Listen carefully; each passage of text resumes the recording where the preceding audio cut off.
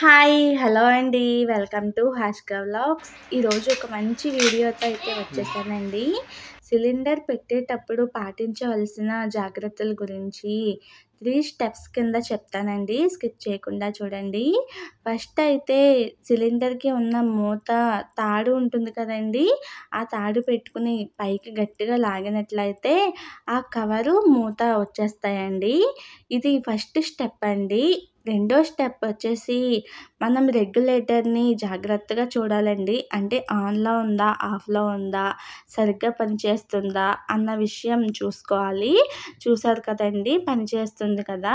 ఇప్పుడైతే మనం రెగ్యులేటర్‌ని గట్టిగా పైకి లాగి పట్టుకొని ఆ సిలిండర్‌కి జస్ట్ అలా నొక్కేస్తే కనుక చూసారు కదా!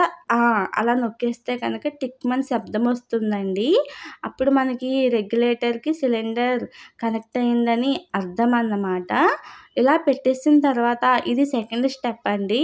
థర్డ్ స్టెప్ వచ్చేసి సిలిండర్ పెట్టిన తర్వాత రెగ్యులేటర్ చాలా ఈజీగా ఆన్ అవ్వాలండి. బిగుతుగా ఉన్నా, కొంచెం పట్టు ఇస్తున్నా కూడా బలవంతంగా తిప్పకూడదండి. ఇది గుర్తుపెట్టుకోవాల్సిన విషయం అండి. ఏమైనా శబ్దం వస్తుందా? సౌండ్ వస్తుందా? అన్న విషయం మనం జాగ్రత్తగా గమనించుకోవాలండి.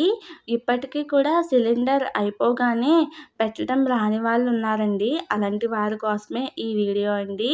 ఇలాంటి మరెన్నో వీడియోస్ కోసం మన ఛానల్‌ని సబ్స్క్రైబ్ చేయడం మాత్రం మర్చిపోకండి. ఓకే అండి. నెక్స్ట్ వీడియోలో కలుద్దాం. బాయ్.